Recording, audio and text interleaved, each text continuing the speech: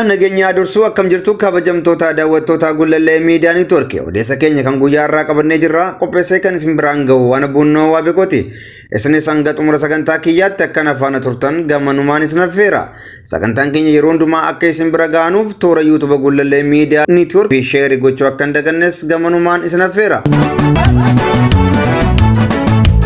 Maturee keenya jalqabaatiin godina Qellem Wallaggaa magaalaa Dambidolloo keessatti qaamoleen nageenyaa mootummaa uummata nagaa irratti haleellaa raawwachuu isaanii fi miidhaan qaamaa fi qabeenyaa qaqqabee jiraachuu odeeffannee jirra bal'ina isaas isin biraan geenya. Gama biraatiin maturee keenya lammaffaa keessatti kan ilaallu mootummaan Itoophiyaa namoota nagaa qabuudhaan shanee qabna jechaa jiraachuu fi uummata ittiin gooyomsaa jiraachuus odeeffannee jirra kanas isin biraan geenya.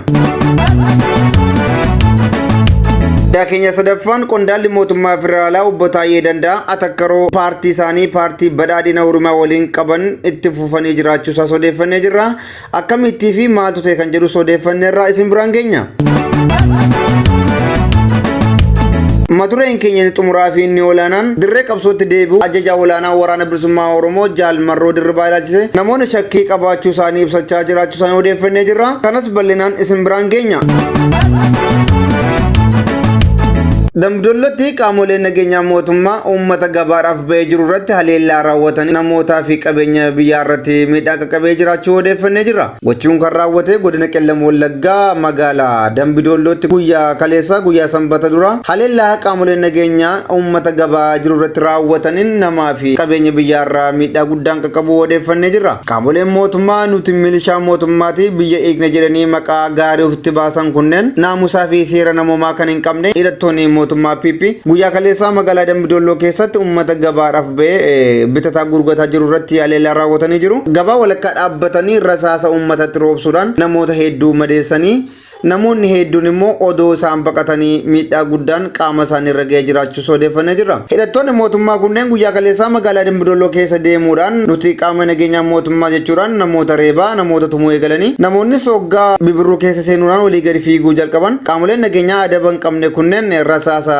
urrumtaa itti roobsuudhaan namoota hedduu madeessuudhaan namoonni kunneen yeroo ammaa hospitaala Dambidollootti yaalirra akka jiran odeeffannee jirra. Namoota miidhaan qaama guddaan irra ga'e keessa kanneen akka addee Lalisee Dibaabaa nama jedhamtu Lalisee Kennaa fi Hundaatuu Hinook akkasumas Maskaram Yohaannis namoonni jedhamanu irra caalaan isaanii dubartoota miidhaan qaama guddaan irra ga'uudhaan amma yeroo ammaa kana hospitaala Dambidollootti yaalirra jiru. Qaamoleen nageenyaa biyya eegna jedhan garuu immoo biyya jeeqaa jiran kan PP'n bobbaase kunneen erga dhukaasa gabaa walakkaatti namoota irratti bananii booda namoonni kaan immoo rifachuudhaan dallanuudhaan otoo qaamolee nageenyaa kana baqatanu boollaa fi dachawwan garagaraa keessatti kukkufuudhaan namoonni hedduun caccabanii qabeenyi isaanii barbadaa'ee jiraachuu odeeffannee jirra. Guyyaan kaleessaa akka godina Qellem Wallaggaa magaalaa Dambidollootti guyyaa gabaasa guddaadha. Guyyaan sanbata duraa jechuun guyyaan kaleessaa guyyaa gabaa guddaati. Uummanni guyyaa kaleessaa kana hin bitata hin gurgurata wanta jireenya isaaf isa barbaachisu hundumaa kan walirraa bitatee walitti gurguruudha. Haa ta'u malee qaamoleen nageenyaa adaba hin qabne yookaan naamusa hin qabne kunneen gabaa walakkaa dhaabbachuudhaan namoota nagaa irratti rasaasa hurrumtaa roobsaniin namoonni kan rasaasaan madaa'anii kaan immoo walirra fiiguudhaan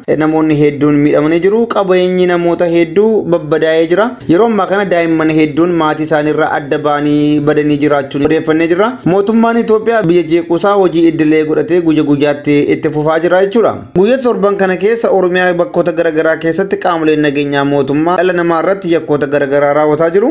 Haleellaan diroonii itti fufeera manarraa baasanii ajjeesuun tureera. Harargeetti ilma keetuu waraana bilisummaa Oromootti makamee jira jechuun haadha tokko ajjeesaniiru.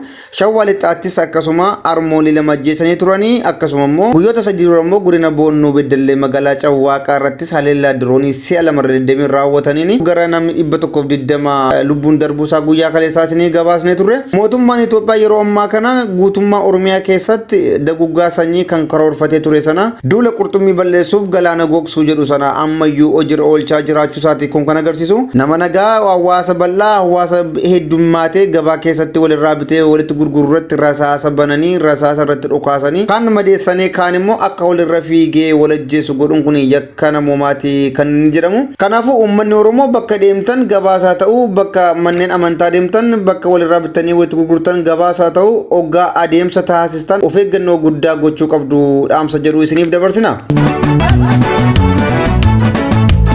Ajandaa keenya lammaffaatiin mootummaan Itoophiyaa namoota nagaa qabuudhaan waraana bilisummaa Oromoo yookaan immoo kan shanee jedhuun sana qabnee jirra jechuun suurawwan garagaraa maxxansuudhaan fuula namootaa durattis walitti qabee namootatti agarsiisaa jiraachuu odeeffannee jirra. Mootummaan seera maleeyyiin kashalabootaan ijaarame kun magaalota garagaraa fi baadiyyoota garagaraa keessatti shanee qabne jechuudhaan namoota ofuma isaatii qacaaree uffata garagaraa meeshaa daran booddeetti afaa ta'e itti kennuudhaan jarreen kun miseensa shaneetii qabnee jirra warra kaanis galchaa jechuudhaan abbootii farmoolii gargaraattiin sodaachisaa jira.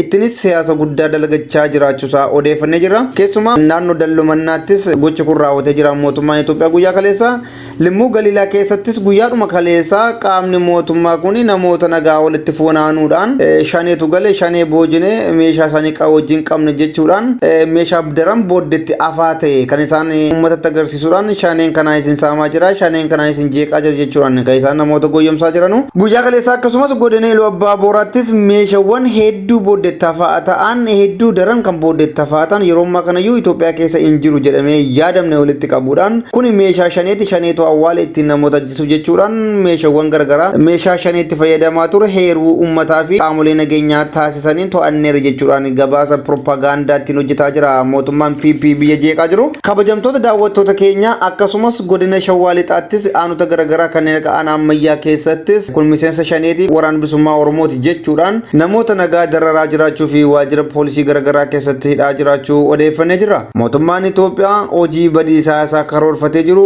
kan itti fufee jiru ta'uusaa kan hubatamu waggaa ta'u sababni isaa caasaaleen mootummaa PP kun wanta gochuu danda'an hojjetanii kanaan achi sammuun isaanii wanta biraa gochuu hin danda'u hanguma sammuun isaanii dalaguu danda'u yaaduu danda'u yaadanii dalagaa jiru jechuudha. Haa ta'u malee dargaggoonni hedduu yeroo ammaa kana dararaa mootummaan Itoophiyaa baadiyyaalee fi gandoota garagaraa keessatti isaan irratti dalagaa jiru irraa baqachuudhaan gara waraana bilisummaa Oromootti baqataa jiru. Dargaggoonni hedduunis gara bosonaa deemuudhaan bakkawwan waraanni bilisummaa Oromootti argamu hundatti waraanichatti makamuudhaan haara galfachaa jiru. Yeroo ammaa kana Oromiyaa keessatti magaalaa yookaan ganda keessa taa'urra waraana bilisummaa Oromootti makamuun mataan isaayyuu boqonnaadha haara galfiidha jechaa jiru. Dargaggoonni biyya irraa odeeffannoo nuuf kennaa jirani. Kanaafuu dargaggoonni yookaan ilmaan Oromoo ga'eessa taatan kamiyyuu gocha farri Oromummaa kun isin irratti dalagaa jiru irraa obbaafachuudhaaf gara waraana bilisummaa Oromootti baqachuudhaan akkuma dargaggoota kunneeni haara galfadhaa hafuura furadhaa mootummaa nama nyaataa kana mootummaa seenaa fi saba keessan balleessuuf wixxifataa jiru kana ofirraa fonqolchaa isiniin jenna. Maturee keenya sadaffaa toggaa dabarru qondaalli federaalaa Itoophiyaa obbo Taayyee Danda'a atakkaroo paartii isaanii PP wajjin qabanu itti fufanii jiru. Erga waraanni bilisummaa Oromoo fi mootummaan Itoophiyaa haraaraaf Taanzaaniyaa turanii araarri isaanii gufatee booda obbo Taayyeen haarii guddaadhaan dubbataatii jiru. Karaa toora Facebook isaaniis guyyoota sadan dura haarii cimaadhaan kan guutame jechoota garagaraa darbataa turanii obbo Taayyee Danda'a guyyaa kaleessas akkasuma waltajjii nageenyaa tokko irratti kaasaniin qaamni mootummaa gufachuu araaraa kanaaf itti gaafatamummaa fudhachuu qaba jechuudhaan dubbataniiru obbo Taayyeen. Akka obbo Taayyeen jedhanitti qaama mootummaa naannoo Oromiyaa keessa qaamni haraara hin barbaanne nageenya Oromoo gidduutti bu'ee uummanni Oromoo hafuura akka hin furan haara akka hin galfanne badiin Oromoo keessatti dalagamaa jiru akka itti fufu kan godhan qaamolee mootummaa naannoo Oromiyaati jechuudhaan maqaa kaasanii turani. Haa ta'u malee obbo Taayyeen guyyaa kaleessaas gochuma jechuma kan irra deebi'uudhaan obbo Taayyee Danda'a maqaa namoota kanaa dha'uu baataniyyuu qaama bulchiinsa mootummaa naannoo Oromiyaa wajjin waa tokko yookaan falmii keessa jiraachuun isaanii ni beekama. Keessumaa immoo kabajamtoota daawwattoota keenya bulchiinsi mootummaa naannoo Oromiyaa bakka lamatti akka qoodamu sagantaa keenya dheengadda hojjenneen isin hubachiifne turre. Pirezidaantii Shimallis Abdiisaan kan hooggananu caasaa biraadha. Obbo Fiqaaduu Tasammaa immoo caasaa biraa hoogganu. Obbo Shimallis Abdiisaa ajaja muummicha ministeeraa Itoophiyaa Abiyyi Ahmed irraa fudhachuudhaan kan isaanii Oromiyaa keessatti wanta tokko godhanu. Obbo Fiqaaduu Tasammaa namni jedhaman immoo yookaan immoo itti gaafatamaan paartii badhaadhinaa Oromiyaa immoo maafiyoota garagaraa humna nageenyaa gara of jiratti ijaarrachuudhaan mootummaa naannoo Oromiyaa ol ta'anii mootummaa federaalaas immoo namoota sodaachisanudha. Caasaaleen mootummaa naannoo Oromiyaa kun bakka lamatti qoodamanii jiraachuu isaanii isin hubachiifne turre. Haa ta'u malee obbo Taayyee Danda'a atakkaroo isaan kan qabanu caasaa kamii wajjin akka ta'e hin beekamu. Yeroo garagaraatti pirezidaantii Shimallis Abdiisaa waliinis kan wal atakkaran ta'a. Haa ta'u malee obbo Taayyee Danda'a guyyaa kaleessaa waltajjii tokko irratti caasaa taasisanis nageenyi Oromiyaa keessatti akka hin buuneef qaamoleen mootummaa keessa jiran kan hojjetan hedduu hedduutu jiru jechuudhaan dubbataniiru.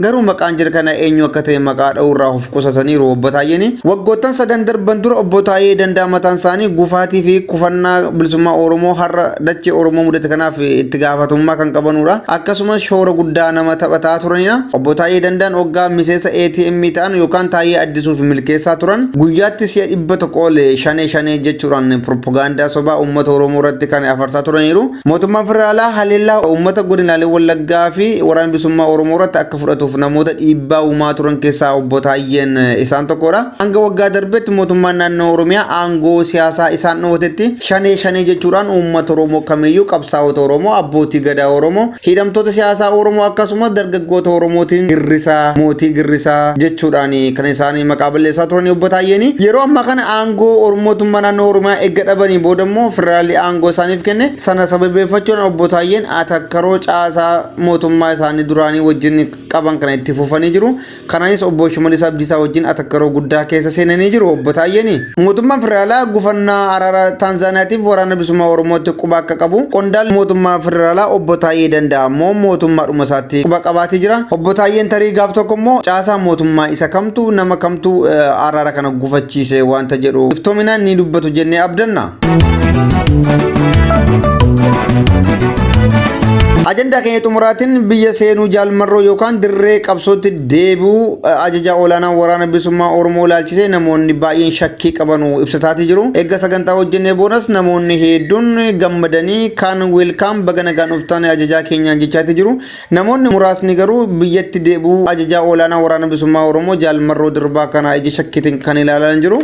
Sanas ta'e kanas ta'u jaalmarroon ajaja olaanaa waraana bilisummaa Oromoo dachee abbaasaa Oromiyaatti akka deebi'e dirree qabsootti deebi'uudhaan waraana bilisummaa Oromoo hoogganuu isaa itti fufee akka jiru irra deebinee isin hubachiifna. Odeessa amanamaa dhibbaa itti arganne irratti kan sagantaa kana hojjenne. Kanaafuu jaalmarroon dirree qabsootti deebi'ee jira. Waraana keessan hoogganaa jira. Dachee abbaasaaf haadha isaarra jira. Jaalmarroon shakkii hin qabinaa isiniin jenna. Nageenya qabsaa kana eeguudhaaf gabaasa guutuu akka hin hojjenneef qaamni odeeffannoo nu kennee nu hirkeeti jira. Sanas ta'e kanas gabaabumatti jaalmarroon dachee abbaasaarra jira. Gara dirree qabsootti deebi'ee waraana keessan woboo keessan humna firgaatuu keessan hoogganaa jira. Hin shakkinaa gara fuulduraatti deemaa hin maminaa isiniin jenna. Hayyani kabajamtoota daawwattoota Gullallee Miidiyaa Neetwoork sagantaa keenya gaggabaaboo kan guyyaa irraa isin hojjenne kanuma. Sagantaa bal'aa biraa hojjenne hanga isinitti deebinutti nagaadhaan nu tura. Qopheessee kan isin biraan ga'e ana Bunnoo Waabekooti. Toora YouTube Gullallee Miidiyaa Neetwoork subscribe share gochuudhaan dargaggeessa keessan akka jajjabeessitan